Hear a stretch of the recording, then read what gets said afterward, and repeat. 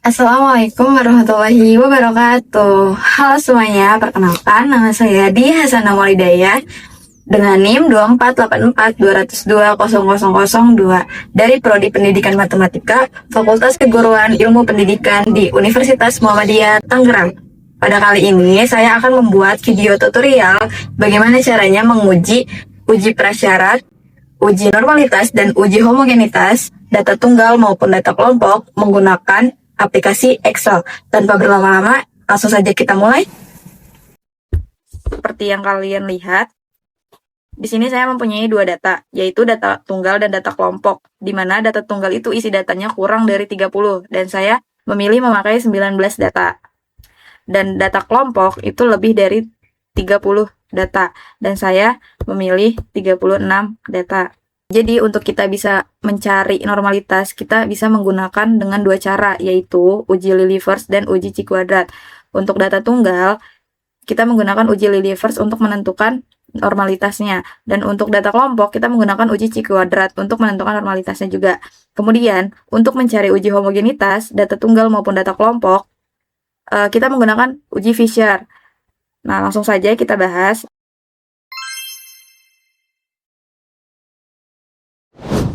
Di sini kita akan mencari kenormalan data tunggal dengan menggunakan uji Lilliefors. Hal-hal yang diperlukan untuk mencari normalitas data tunggal menggunakan uji Lilliefors. Yang pertama itu ada XI atau nilai, FI atau frekuensi, Fkum, ZI luas ZI, SZI, nilai mutlak luas ZI dikurang SZI. Lalu ada rata-rata, simpangan baku, L hitung, L tabel, varian. Ini kita cari untuk memenuhi uji Fisher yang akan nanti kita bahas. Lalu kesimpulan, dimana kalau ini sudah terisi semua, kita dapat menyimpulkan apakah data yang kita punya ini berdistribusi normal ataupun tidak. Oke, langsung saja. Pertama, kita akan mengisi dulu dari Fkum pertama dengan rumus sama dengan Fi pertama ini. Nah, untuk mencari Fkum kedua sama dengan Fkum pertama yang tadi kita sudah cari ditambah dengan frekuensi kedua. Oke, bentar. Setelah itu kita tinggal tarik. Sebentar. Tinggal tarik. Kita dapat Fkum, nilai Fkumnya. Lalu kita mencari rata-rata terlebih dahulu dengan rumus sama dengan average yang ini. Kita blok semua data yang masih acak. Kita enter. Nah, kita dapatlah nilai rata-ratanya. Oke, selanjutnya kita mencari simpangan baku dengan rumus STDF S yang ini. Kita blok semua data yang masih acak. Tutup kurung, enter. Nah, kita dapatlah simpangan baku. Nah, kita bulatkan menjadi 4 angka di belakang koma. Oke, selanjutnya kita mencari ZI dengan rumus sama dengan kurung buka ZI dikurang rata-rata tutup kurung dibagi dengan simpangan baku. Nah, rata-rata ini kita kunci rata-rata dan simpangan bakunya dengan menggunakan dolar supaya ketika ditarik nilainya tidak berubah.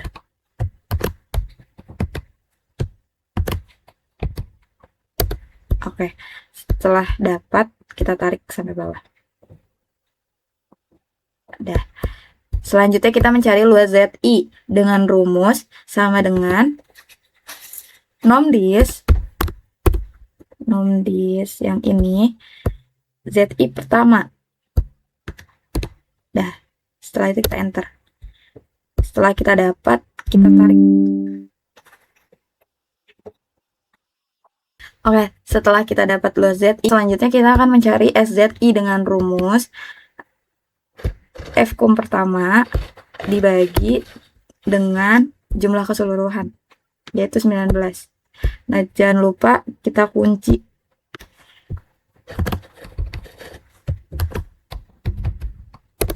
Nah, setelah dapat, kita tarik. Oke. Selanjutnya kita mencari nilai mutlak dari luas ZI dikurang SZI dengan rumus ABS ABS luas ZI pertama dikurang SZI pertama, tutup kurung, enter.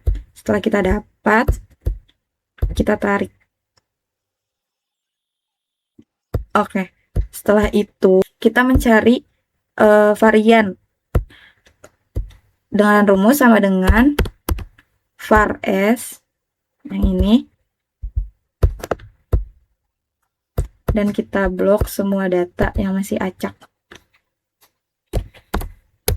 dan kita dapat varian kita ini. Ini varian akan digunakan ketika kita menguji homogenitas menggunakan uji Fisher. Oke, selanjutnya kita bisa menghitung L hitung. L hitung dengan rumus sama dengan max. Ini max. Nah, kita blok semua data yang nilai mutlak plus ZI dikurang SI. SZI maksudnya. Tutup kurung, enter. Nah, kita dapat L hitung kita 0,1251. Kita dapat L hitungnya 0,1251. Dan kita mencari L tabel dengan melihat tabel data di sini. Di sini karena saya mempunyai 19 data, jumlah data tunggalnya, dan kita pakai alfa 0,05, maka kita lihat 19 ternyata ada, dan 0,05 di L tabelnya berarti 0, kita tulis 0,195. Oke, kita buat kesimpulannya sama dengan IF L hitung lebih kecil dari tabel, titik koma, tanda petik, normal, titik koma, tanda petik, titik koma, tanda petik lagi, tidak normal, tanda petik, tutup kurung, kita enter. Dan ternyata normal. Jadi kesimpulannya, data tunggal kita yang sudah kita uji Lilliefors ini berdistribusi secara normal.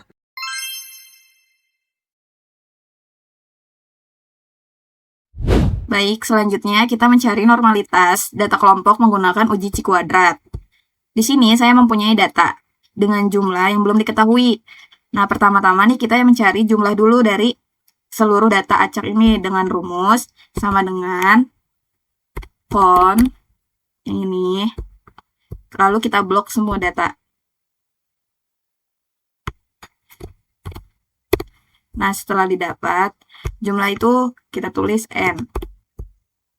Setelah itu kita mencari nilai max dengan rumus max. Kita blok lagi semua data yang masih acak. Nah, kita dapatlah nilai maksimal dari data ini 92. Kita tulis N max. Selanjutnya kita mencari nilai min dengan rumus sama dengan min. Kita blok lagi semua data yang masih acak, tutup kurung, enter. Nah, kita dapatlah nilai minimalnya 10. Kita tulis N min. Selanjutnya kita mencari jangkauan dengan rumus sama dengan nilai maksimal dikurang nilai minimal sama dengan kita peroleh 82 untuk nilai jangkauan. Kita tulis J. Selanjutnya kita mencari banyak kelas dengan rumus sama dengan 1 ditambah 3,3 dikali kita pakai bintang ya, log yang atas, log dari jumlah data. Kita dapat 6,135, lalu kita bulatkan menjadi 6. Selanjutnya kita mencari panjang kelas dengan menggunakan rumus jangkauan dibagi banyak kelas yang sudah dibulatkan. Nah, kita dapat panjang kelasnya 13,66, lalu kita bulatkan menjadi 14. Nah, setelah kita dapat ini semua, kita cek persyaratan dengan rumus banyak kelas dikali panjang kelas lebih besar sama dengan jangkauan ditambah 1. Nah, ini kita cari banyak kelasnya yang sudah dibulatkan dikali panjang kelasnya yang sudah dibulatkan juga sama dengan 84. Selanjutnya kita mencari jangkauan tambah 1. Jangkauannya yang ini ditambah 1. Nah, ini memenuhi karena 84 lebih besar dari 83. Setelah kita sudah melengkapi persyaratan ini, selanjutnya kita mengisi tabel yang sudah tersedia, seperti mencari panjang interval yang terdiri dari UBK, UAK, FI, lalu batas kelas bawah maupun atas, ZI bawah maupun atas, tabel ZI bawah atau atas, PI atau proporsi, EI atau nilai harapan, C kuadrat, rata-rata, simpangan baku, varian, dan Cihitung, Citabel, lalu kita bisa membuat kesimpulan. Nah, pertama-tama kita mencari rata-rata terlebih dahulu dengan rumus average, yang ini, kita blok semua data. Tutup kurung, enter. Nah, kita dapat rata-ratanya segini, lalu kita mencari simpangan baku dengan rumus sama dengan STDF yang S ya. Lalu kita blok lagi semua data yang masih acak.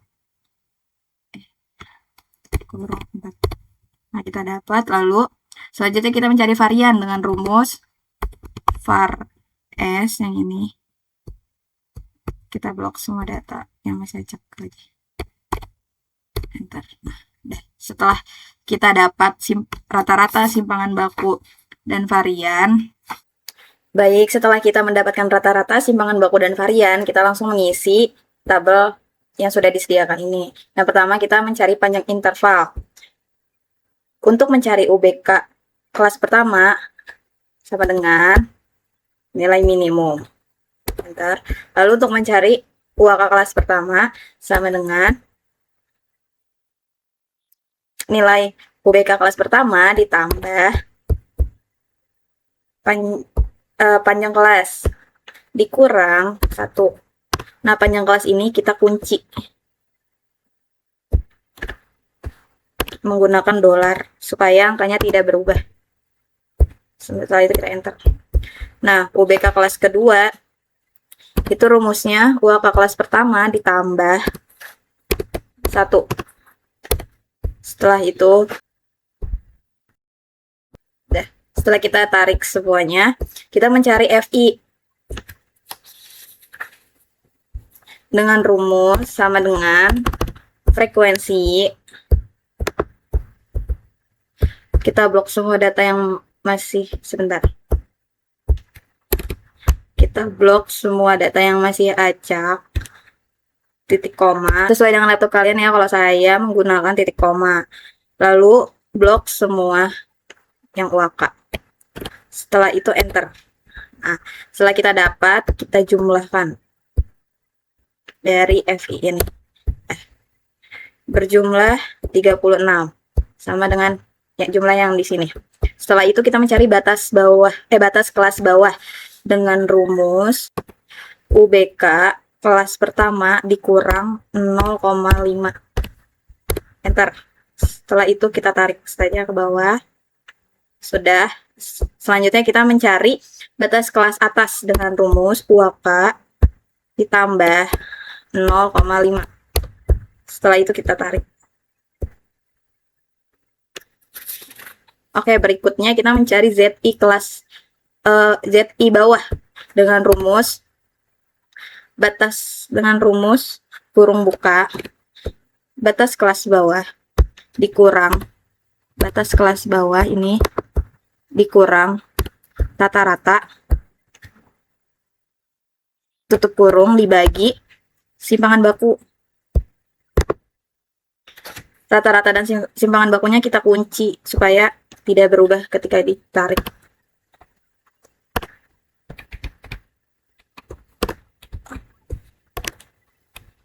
Oke. Setelah itu kita tarik. Belum. Oke, selanjutnya kita mencari ZI atas dengan rumus sama dengan kurung buka batas kelas atas dikurang rata-rata ini tutup kurung dibagi simpangan baku. Seperti tadi rata-ratanya dan simpangan baku kita kunci supaya nilainya tidak berubah. Oke, setelah sudah kita tarik. Selanjutnya kita mencari tabel ZI bawah dengan rumus nomdis Z dan ZI bawah ini. Tutup kurung, enter. Setelah itu kita tarik.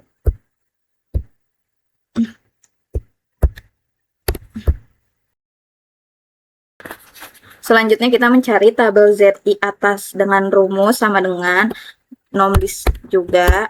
Nomdis yang ini. ZI atas, nilai ZI atas yang ini. Tutup kurung, enter. Dan kita tarik. Selanjutnya kita mencari PI atau proporsi dengan rumus sama dengan ABS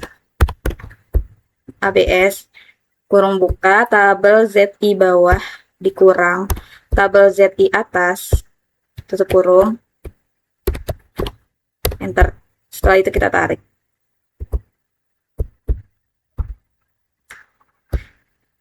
Selanjutnya kita mencari EI atau nilai harapan dengan rumus sama dengan kurung buka proporsi kelas pertama ini dikali tanda bintang jumlah FI. Nah, jumlah FI-nya ini kita kunci supaya nilainya tidak hilang. Setelah itu tutup kurung, enter. Setelah mendapatkan kita tarik. Nah, selanjutnya kita mencari C kuadrat dengan rumus sama dengan kurung buka FI pertama dikurang EI pertama tutup kurung pangkat 2 dibagi EI pertama, enter. Selanjutnya kita tinggal tarik. Oke. Selanjutnya kita mencari C hitung dengan menggunakan rumus sama dengan sum, auto sum dari C kuadrat ini. Nah, kita dapat 10,5226. Selanjutnya kita mencari C tabel dengan menggunakan rumus sama dengan CHIINV yang ini kurung buka alfa kita 0,05 titik koma banyak kelas dikurang 1, banyak kelas kita tadi 6 dikurang 1 berarti 5 kurung tutup, enter. Nah, lalu setelah kita mengisi semuanya kita mencari kesimpulan dengan rumus sama dengan IF C hitung kurang dari C tabel titik koma tanda petik normal tanda petik titik koma tanda petik lagi tidak normal tanda petik tutup kurung dan hasilnya normal. Jadi C kuadrat kita itu kesimpulannya berdistribusi normal.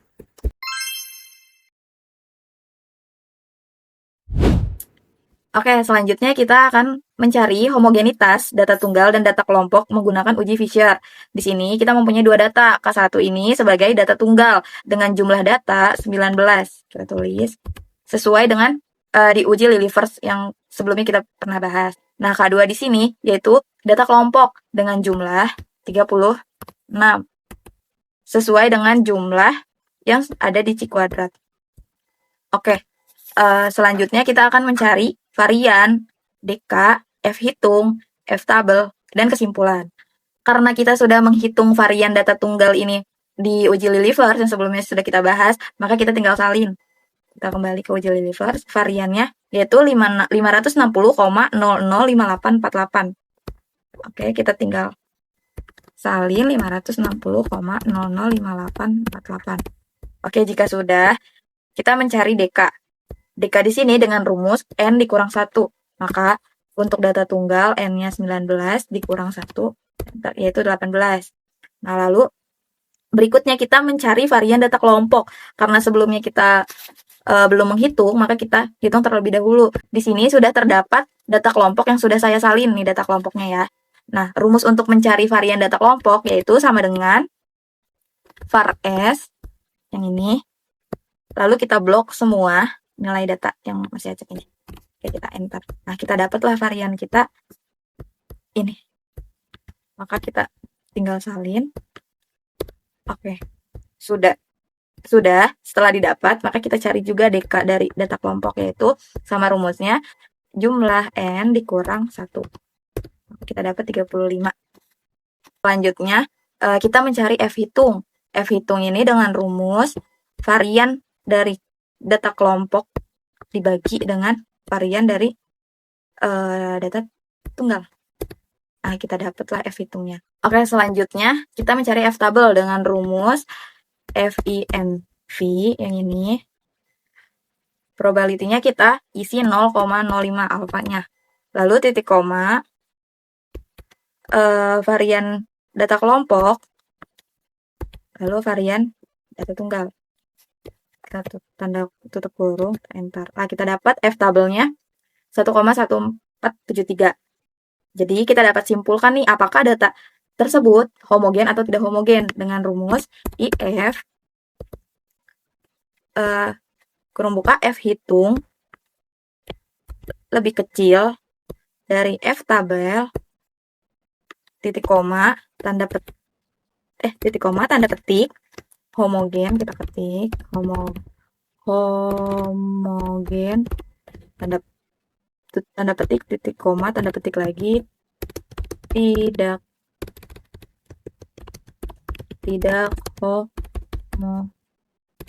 homogen tanda petik tutup kurung, enter. Dan ternyata data kita yaitu homogen. Oke, bagaimana nih teman-teman? Apakah setelah melihat video tutorial dari saya, kalian yang tadinya belum paham sudah menjadi lebih paham kan? See you next video, bye-bye.